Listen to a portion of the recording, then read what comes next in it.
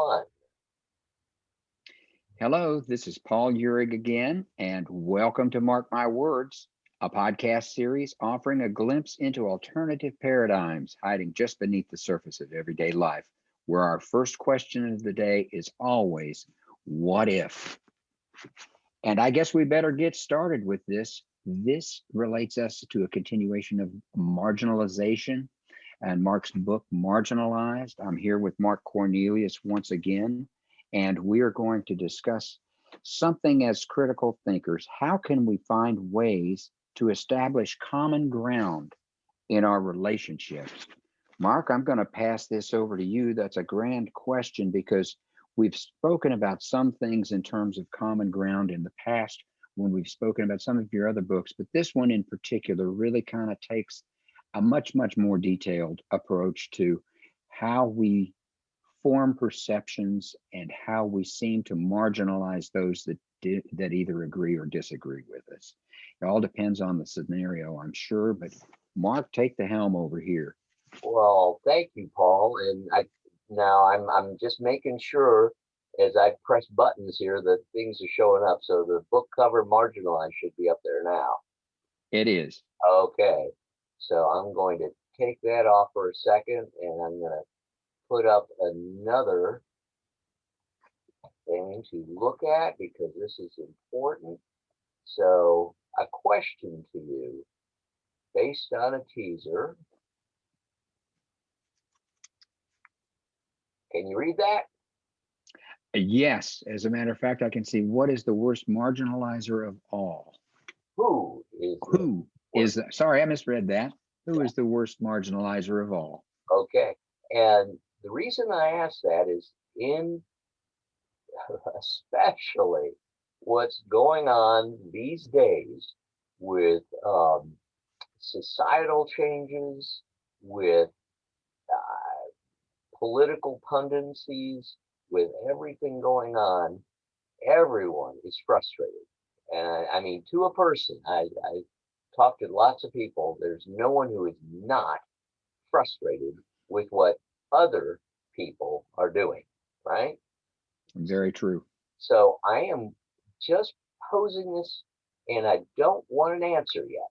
I just want people thinking about it because I am sure all you have to do is run through your list of who you might think is the worst marginalizer out there of all, and just be uh, contemplating that as we talk here.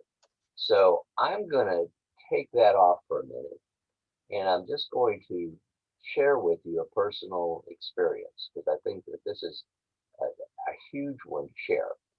And it was not long before we made the move up to sunny South Dakota that we were sitting down with some friends at a dinner table and just discussing this very thing.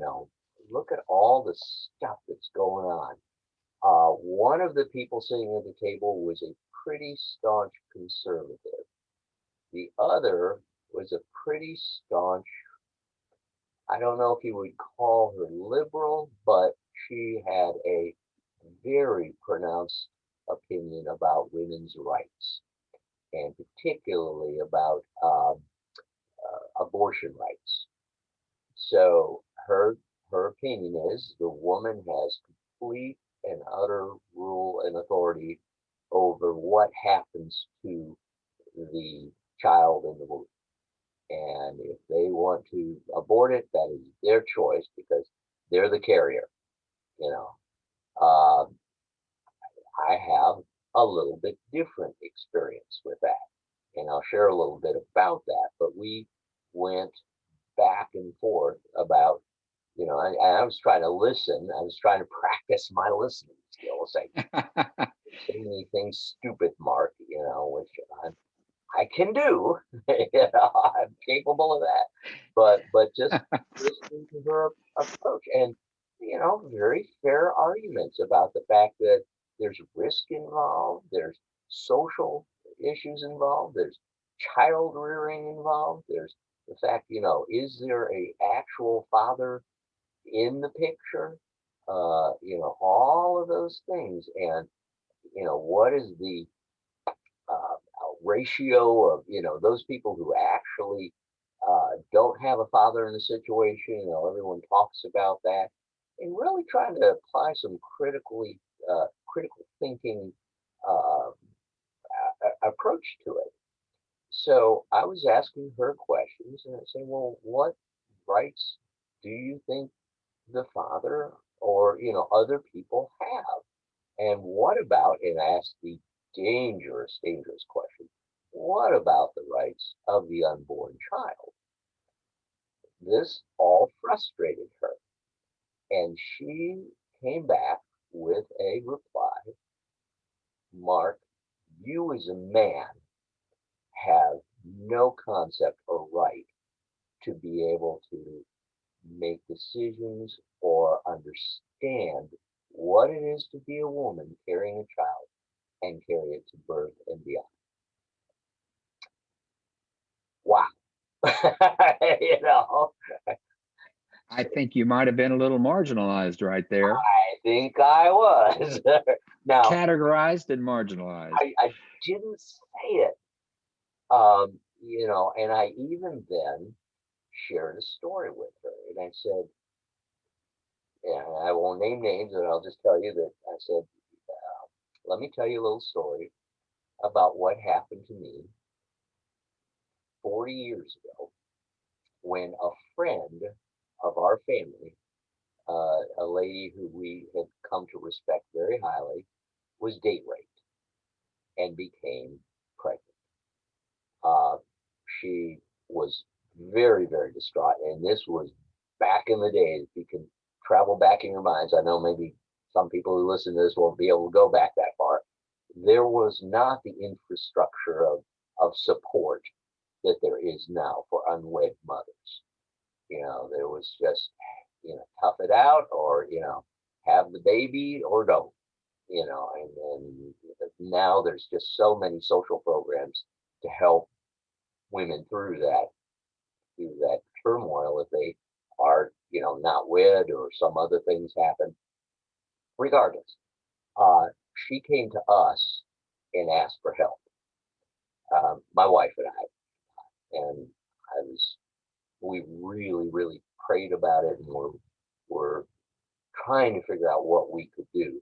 And at that time, we were not in a healthy financial situation. I was thinking, gosh, we can just take on the child or do whatever. And we made a very selfish and I think wrong decision, but it sounded right at the time, which was for Diane, her name at the time. If you want to abort the child, I'll take you to the abortion clinic and be with you. And that's what she chose to do.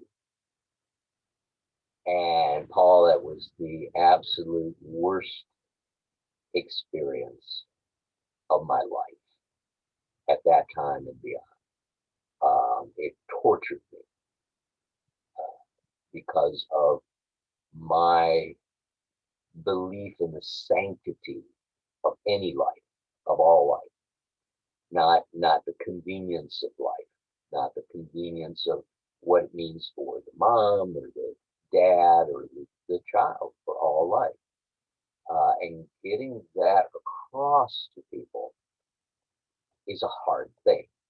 So that's where, again, people have to listen on the other side.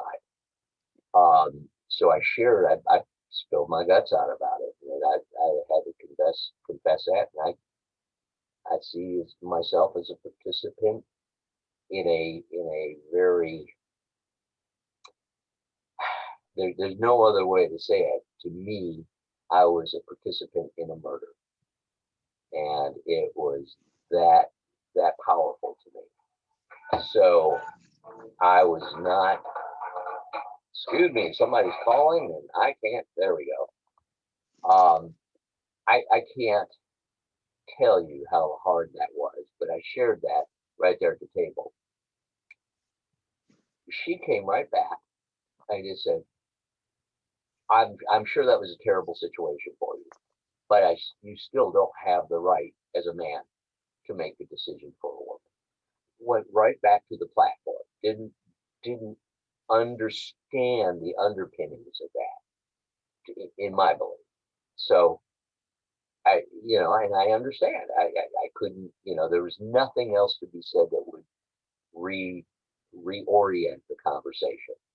So my wife and I left the table afterwards. I mean, we continued. She was a friend, so we just continued with the dinner, went on to other conversation, and it was Patty, my wife, who, after we left, said in one sentence, she marginalized you not because of your opinions or your belief systems, but because of your sex. I thought, Very true. wow. Yeah.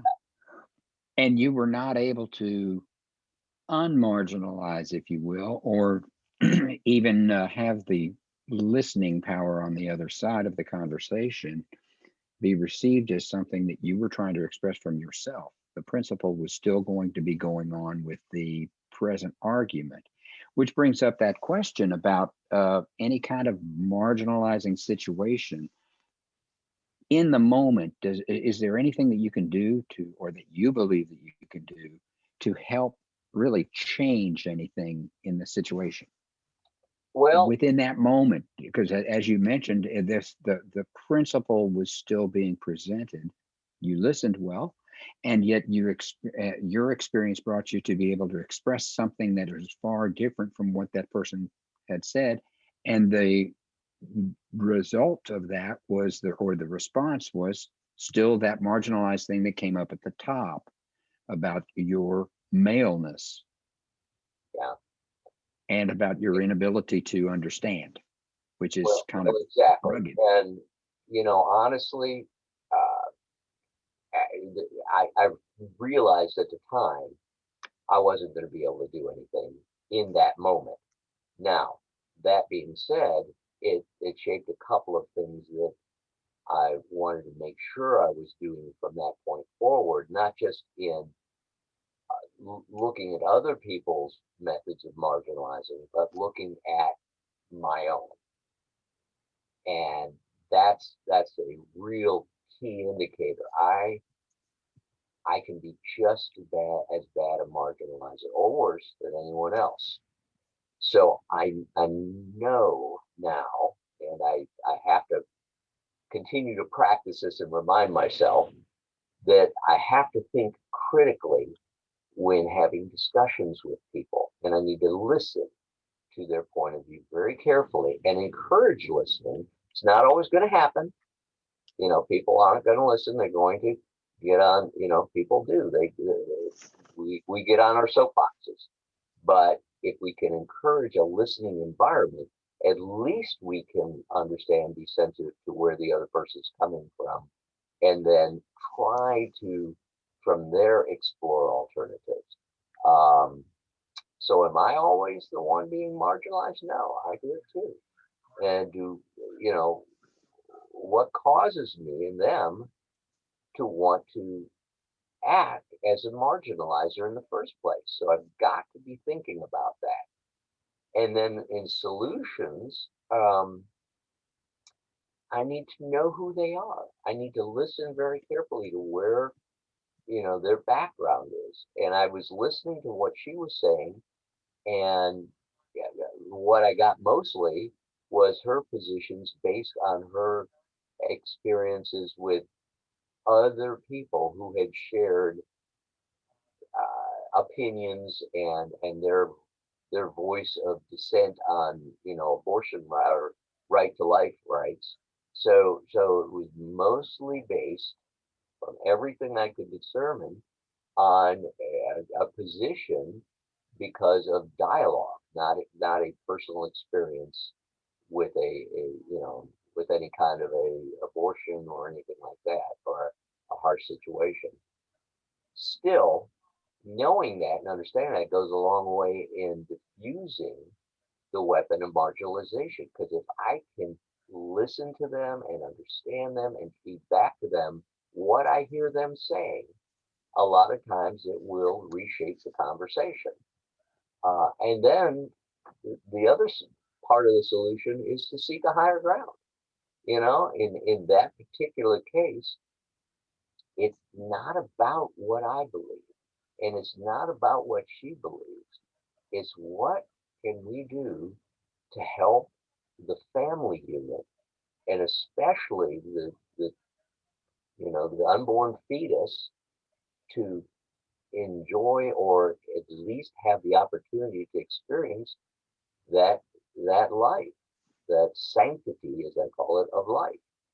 I don't call it, abortion or right to life. I call it the sanctity of life, and trying to explore what that really means.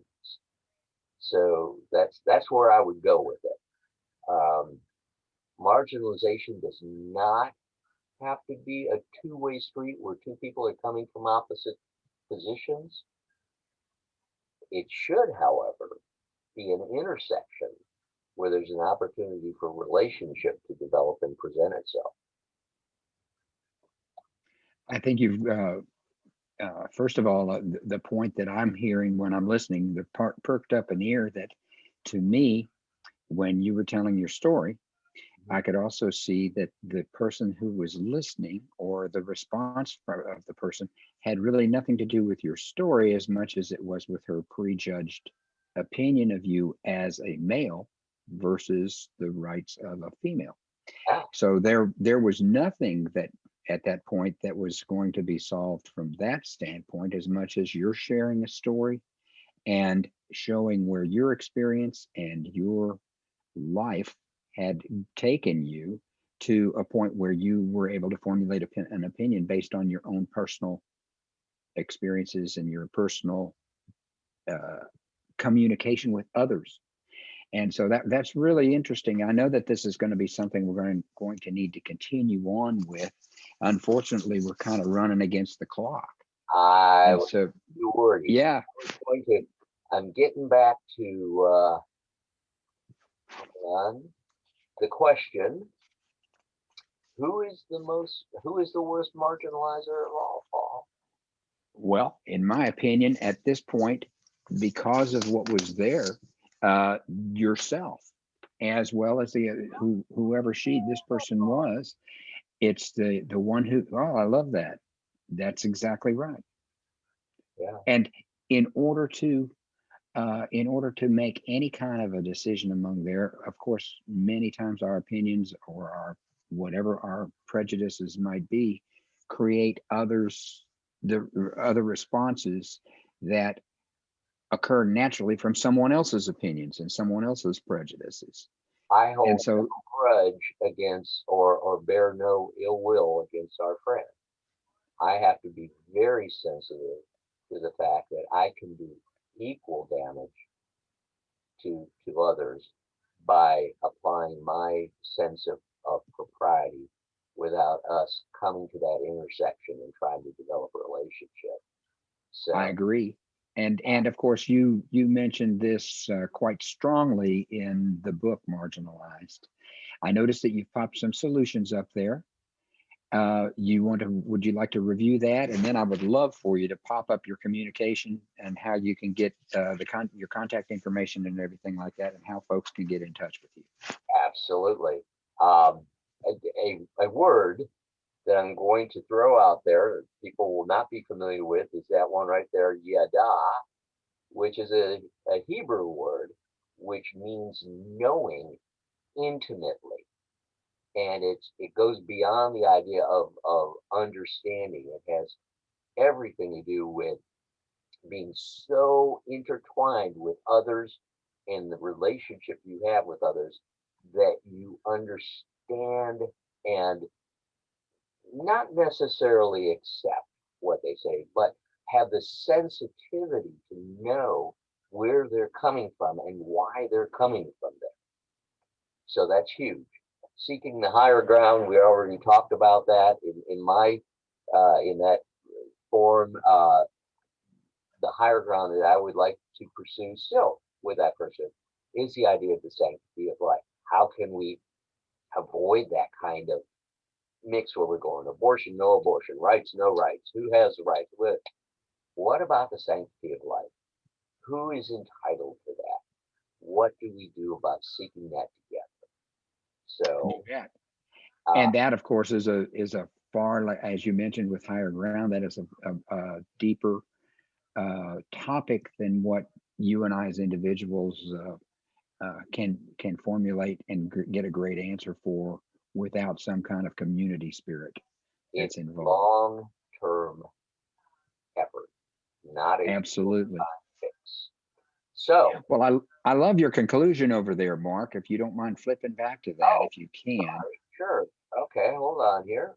just to state it for the folks that may just be listening and not have the advantage of a video there.